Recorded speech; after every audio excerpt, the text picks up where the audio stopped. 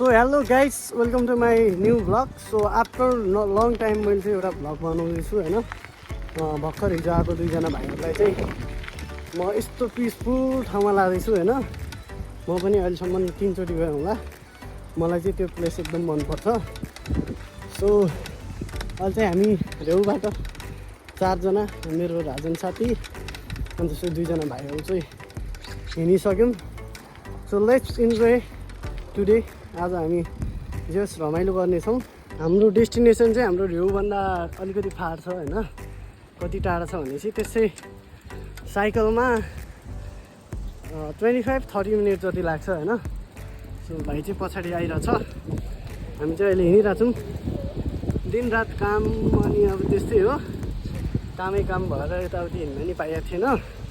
आज चाहिँ कामको बिदा छ, यासुमी छ, त्यही भएर चाहिँ भाइहरूलाई यसो घुमाइदिउँ। हाम्रो कुरुमे फुकुका कुरुमेको यसो पार्क भनेर उनीहरूलाई चाहिँ धेरै टाढासम्म ल्याएर आएको छु। साइकल चलाउन नि खासै आउँदैन यिनीहरूलाई, ठिकै चलाउँछन्। सो 2 जना चाहिँ अगाडि गइसके, भाइ र म चाहिँ पछाडि छौँ गाइस।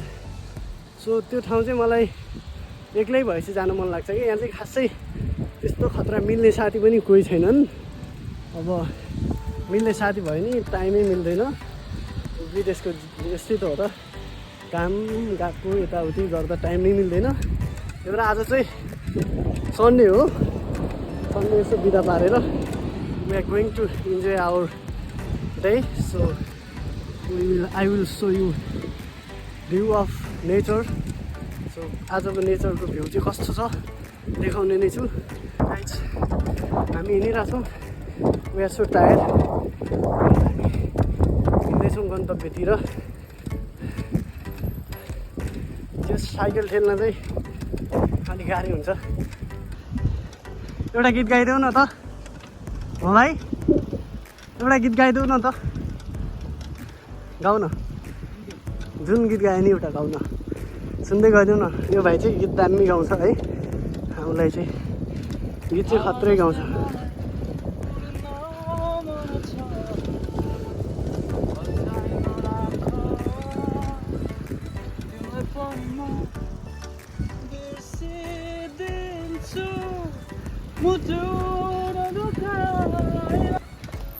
यहाँ चाहिँ यसरी मोबाइल समाउन मिल्दैन क्या साइकल चलाउँदाखेरि।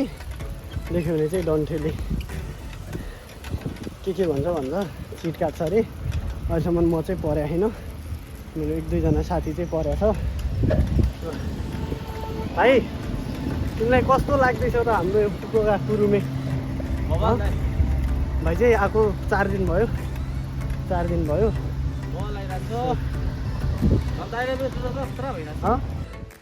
सो गाइज म चाहिँ अगाडि आइसकेँ। यो चाहिँ मेरो साथी, अहिलेको लागि यो चाहिँ साथी छ। त्यसले चाहिँ मलाई धेरै साथ देखा। अनि अहिले चाहिँ म भाइहरूभन्दा अलि अगाडि आएँ। अलिकति टायर्ड फिल भइरहेछ, अलिअलि थाकेछु, गर्मी भइरहेछ। भाइहरू पछाडि आउँदैछ, उनीहरूलाई थाहा त छैन, त्यही नै वेट गरेर बस्छु। सो गाइज त्यही हो, आज चाहिँ अब रुममै कति बस्नु भन्ने भएर यसो बाहिरतिर निक्लेको। इट्स जोस् जापान चाहिँ केटाहरू आउनु आइसकेपछि अलिकति दुःख चाहिँ हुन्छ। म आएको चाहिँ 6 महिना भयो, 6 महिना कम्प्लिट भयो। अनि जोस् जापानको लाइफ चाहिँ अलिकति गाह्रो छ। जोस् पैसा कमाउँछु भनेर आउँदाखेरि चाहिँ अलिक गाह्रो हुन्छ। कलेज फी तिर्नुपर्छ, यताउति ट्याक्स यताउति गर्दा अलिक गाह्रो नै हुन्छ।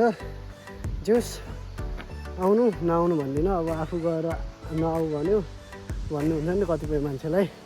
जोस् आऊ, दुःख भन्ने चिज गर्नै पर्छ, दुःख गरेर नै सुख हुने हो।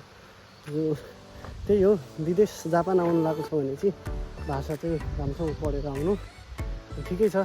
लाइफ चाहिँ ठिकै छ, अलिकति गाह्रो महसुस हुन्छ। एक्लै फिल हुन्छ क्या बेला बेला चाहिँ, दिमागले एक्लै फिल गराउँछ। केही छैन, दुःख गर्नुपर्छ छोरा मान्छेहरू। अहिले चाहिँ हामी एकदम पिसफुल ठाउँमा जाँदैछौँ, आनन्द महसुस गर्न। म चाहिँ पहिला एक्लै हुन्थेँ, अब धेरै साथीहरू पनि त्यस्तो थिएनन्। अब भाइहरू आइसके, यसो भाइहरूलाई नि घुमाइदिउँ आज एक दिन यासुमी बिदा भएको बेला चाहिँ यसो भाइहरूलाई घुमाइदिउँ। अरू दिन चाहिँ अलिकति गाह्रो नै हुन्छ, अब गएको जानु पऱ्यो, काममा जानु पऱ्यो, अलिकति गाह्रो नै छ। So if any one com Japan पढेर आऊ केटाहरू, दुःख भन्ने चिज हुन्छ, त्यति हरेस चाहिँ खानु हुँदैन। जस पछिको लागि राम्रो छ। ल let's see you on destination guys. त्यही हो। हेलो गाइस, फाइनली म चाहिँ हाम्रो डेस्टिनेसनमा पुगिसकेँ। यहाँ चाहिँ हामीहरू साइकल पार्किङ गर्दैछौँ। भाइले गरिसक्यो, त्यो भाइ आउँदैछ। सो भ्यू चाहिँ दियोस्, भ्यू चाहिँ यति दामी छ होइन। जोस् नेचरसँग रमाउन चाहिँ मलाई पहिल्यैदेखि मन लाग्थ्यो कि। अनि सो यहाँ चाहिँ फुलै फुलको बगैँचामा मेरी माया सरमै लाउने पिरती गाँसोमा आज। यस्तो दामी ठाउँ छ, सँगै खोला बगिरहेको छ, सँगै रुखहरू छ, मौसम त क्या दामी छ होइन। यो गाइस यदि हजुरहरू पनि यस्तो पिसफुल आनन्दको ठाउँको खोजीमा हुनुहुन्छ भने आउन सक्नुहुन्छ। तल चाहिँ रिभर बगिरहेको छ। बाटो म के गर्दिनँ, म पनि जापान आएको 6 महिना भयो। 6 महिनासम्म बुझेको अनुसार चाहिँ त्यस जापान चाहिँ गाह्रो छ केटाहरू। केटाहरू उता भाइ बहिनी, अब जो दिदी दाई अङ्कल आन्टी सबैलाई भनेको अलिकति गाह्रो नै छ। गाह्रो त हुन्छ जता पनि, त्यही पनि जो सोचे जस्तो चाहिँ हुँदैन। मैले 6 महिनासम्म पुगेको है, धेरै बोल्नु नभन्नु। त्यही हो, पहिल्यै भन्छु भनेको थिएँ म पनि, अलिकति बुझौँ न कस्तो रहेछ भनेको। 6 महिनासम्म बुझेको चाहिँ मैले यति हो, अलिकति गाह्रो छ। त्यही हो। भिडियो म बनाइदिन्छु नि त, हुँदैन? बनाइदिनु न। ए ल, भाइको भिडियो बनाइदिन्छु एकछिनमा। भाइ ठाउँ कस्तो छ? पिसफुल छ होइन?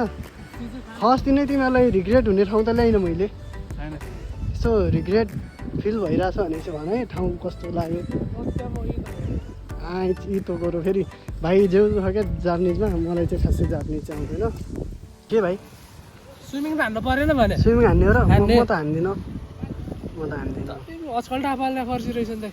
त्यसो होइन भाइ, स्विमिङ अहिले यस्तो जाडो छ के स्विमिङ।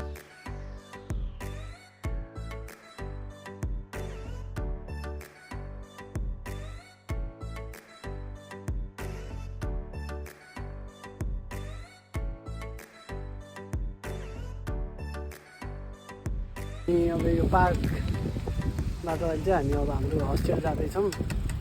अनि 4 चोटि आएँ, 4 चोटिसम्म नै पार्कको नाम चाहिँ याद थिएन। आज मैले एउटा जापानिजलाई सोधेको, इनो कोएन भन्थ्यो, इनो पार्क भन्ने रहेछ। सो राम्रो छ, पिसफुल छ। अहिले चाहिँ हामी घर फर्किन आइसक्यौँ, सबैजना गइसकेँ। म पनि अब जाँदैछु, भाइहरू अगाडि गइसकेँ। हामी चाहिँ होस्टेलतिर हिँडिसक्यौँ गाइज। आजको दिन जोस् पिसफुल तरिकाले गयो, आनन्दले। रुममा बस्दाखेरि पनि धेरै कुरा सोचिन्थ्यो।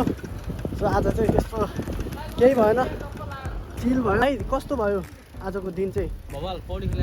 पौडी खेल्यो, बवाल भयो। ठाउँ चाहिँ कस्तो थियो? ठाउँ राम्रो थियो होइन? सो इनो पार्क घुमेर पनि आइसक्यौँ guys. It's so beautiful. So ओ सुगई दात्ता आइज नियनको थियो जुने आना त। सो गाइज यति हो भ्लग आजको चाहिँ। जोस् हामीले इन्जोय गऱ्यौँ। आजको दिन चाहिँ जोस् राम्रैसँग गयो। सो यति हो, बेला अपडेट गरिरहन्छु मैले। सो हेर्दै गर्नु एलएसटी भ्लग। एलएसटी भनेको चाहिँ के भन्दाखेरि ललित साई ठकुर। एलएसटी भ्लग हो होइन मेरो चाहिँ। सबैजनाले सपोर्ट गरिदिनु। सो जापान आएर चाहिँ नेपालमा नि अलिअलि बनाउँथेँ। अर्को भ्लग ललित साई भन्ने भ्लग थियो, अब त्यो ब्यान्ड भइसक्यो। त्यही भएर अहिले एलएसटी भ्लग भन्ने जापान आएर बनाएको छु। Always support for me. सो सबैजनाले सपोर्ट गरिदिनु। त्यही हो, थ्याङ्क यू फर वाचिङ। अहिलेसम्म हेरिदिनु भयो अनि त्यस खुसी लाग्यो हेर्दै गर्नु। So I love it. के हुन्छ जापानमा, लाइफ कसरी बितिरहेको छ, के भइरहेको छ, अनि टोकुरोहरू प्लेसहरू कस्तो राम्रो ब्युटिफुल छ, सबै देखाउने छु। र चाहिँ हामी यतिसम्म गरौँ। सो हामी फर्किसक्यौँ। अनि हाइवेमा गइसकेपछि पुलिसले देखाउने चाहिँ अलिक गाह्रो हुन्छ, त्यही भएर म मोबाइल समाउँदिनँ म, रिक्स पनि लिन्न नि त। गाइज यस्तै छ, just we are enjoying our day. जापानको लाइफमा त्यो गाह्रो छ छन त, त्यही पनि इन्जोय गर्नुपर्छ। त्यही हो। See you on next vlog guys.